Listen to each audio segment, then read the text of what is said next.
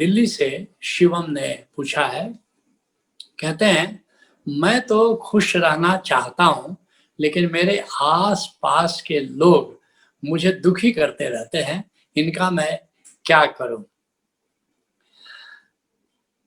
पहली बात तो यह समझ लो, सुखस्य दुखस्य न कोपि दाता। ऋषि कहता है कि सुख और दुख का देने वाला कोई दूसरा व्यक्ति नहीं है। तुम कह रहे हो ना कि लोग दुखी करते रहते हो, नहीं, कोई दुखी तुमको नहीं कर सकता। सुखस्य दुखस्य न कोपि दाता परो ददाति इति विमूढ़ चेता। दूसरा हमें सुख दे रहा है अथवा दुख दे रहा है, ये मूर्ख व्यक्ति ऐसा सोचता है। तो दूसरा कोई सुख या दुख नहीं दे सकता, ये तुम अपने ही सुख और दुख ग्रहण कर रहे हो। दूसरी बात, कहते हो आसपास के लोग मुझे दुखी करते रहते हैं, नहीं, अपनी भूत दुखी कौन होता है?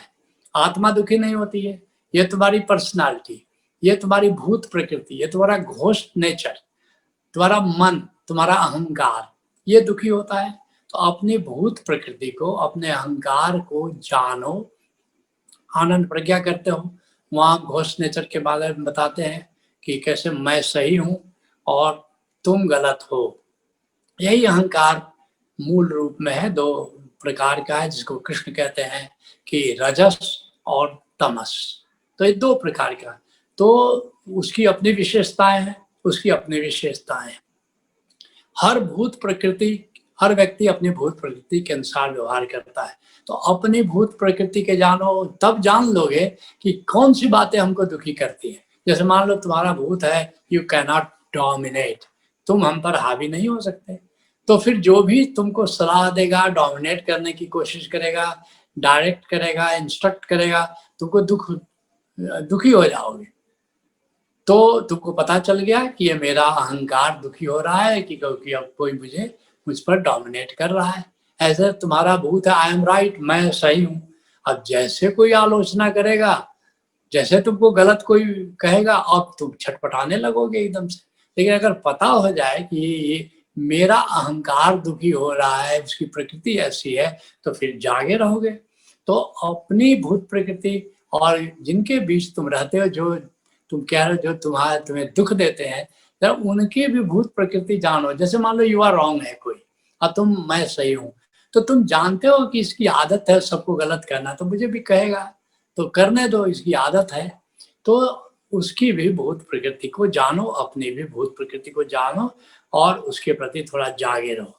और जो तीसरा है वो सम्यक दृष्टि होनी चाहिए। सम्यक दृष्टि का क्या मतलब है?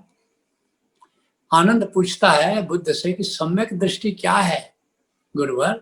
बुद्ध कहते हैं न परे संविलोमानी न परे सम कथा कथम अतनो व अवेख्यो गतानि अक्तानि च।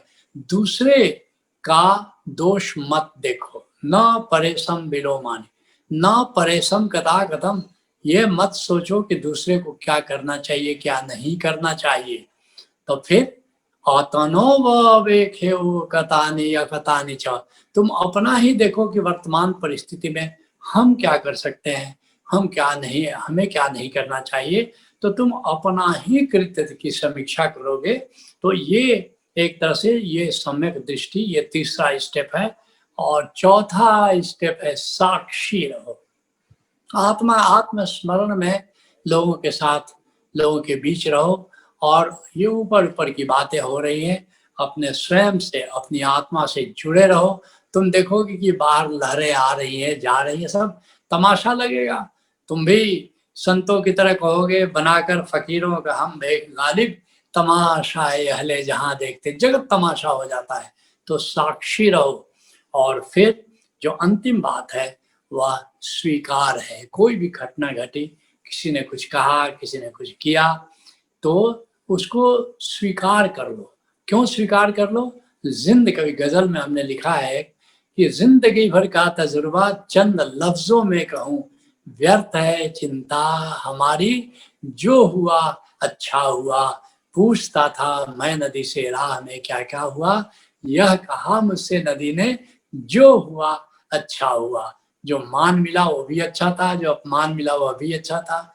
सफलता मिली वो भी अच्छी थी, असफलता मिली वह भी अच्छी थी। तो सम्यक स्वीकार भाव में रहोगे तो कोई भी चीज तुमको दुखी नहीं कर पाएगी।